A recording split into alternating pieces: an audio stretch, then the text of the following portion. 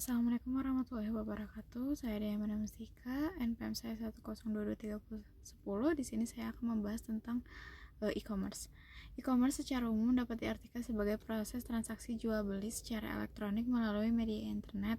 E-commerce juga dapat diartikan sebagai suatu proses berbisnis dengan memakai teknologi yang menghubungkan antara perusahaan, konsumen, dan masyarakat dalam bentuk transaksi elektronik dan peraturan atau penjualan barang, servis, dan informasi secara elektronik. Adapun faktor pendukung e-commerce yaitu yang pertama, proses transaksi dengan cepat. E-commerce dapat mendorong kreativitas dari pihak penjual secara cepat dan tepat, dan e-commerce dapat menciptakan efisiensi yang tinggi, murah, serta informatif. E-commerce dapat meningkatkan kepuasan pelanggan dengan pelanggan yang cepat, mudah.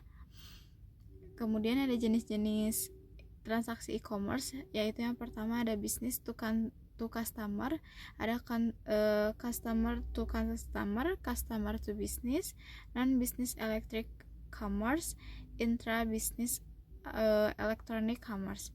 Kemudian ada risiko keamanan e-commerce. Risiko keamanan data. Pelanggaran data adalah informasi sensitif pelanggan, seperti nama, alamat, dan informasi kartu kredit dapat dicuri dari sistem e-commerce seperti Dirtas. Yang kedua yaitu risiko transaksi. Penipuan melalui penggunaan informasi kartu kredit yang dicuri.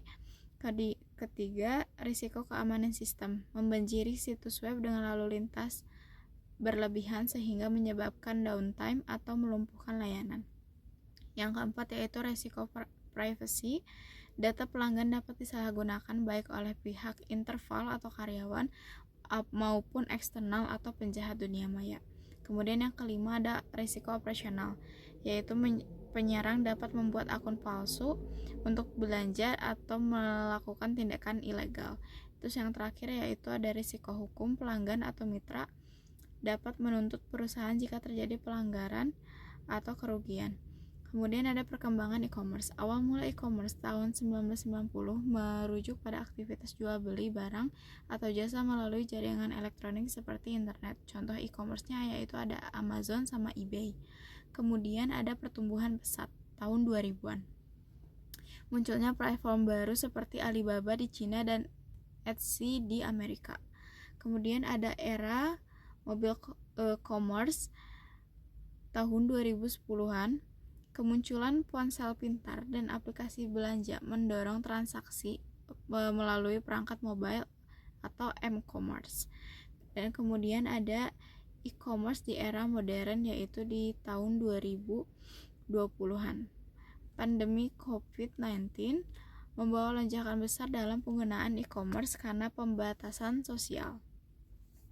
Kemudian ada tantangan dan peluang bagi akuntansi. Yang pertama yaitu ada tantangan. Tantangannya adalah yaitu kompleksitas transaksi dan pembayaran.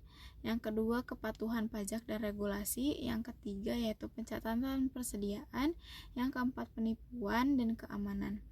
Kemudian ada pun peluang bagi akuntansi, yaitu yang pertama ada otomatisasi proses akuntansi, akses data yang lebih cepat dan akurat, peningkatan efisiensi dalam pengolahan pajak, pelaporan dan analisis keuangan yang lebih baik, mempercepat proses penutupan buku.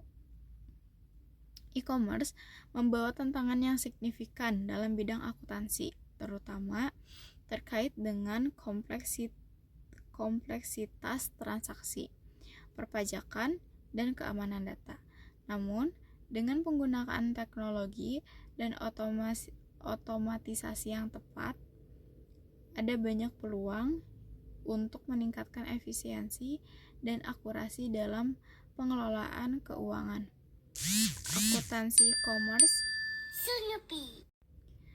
Akuntansi e-commerce yang baik memanfaatkan sistem terintegrasi untuk mendukung pengambilan keputusan yang lebih cepat dan strategi bisnis yang lebih efektif. Mungkin sekian dari saya untuk materi e-commerce. Wassalamualaikum warahmatullahi wabarakatuh.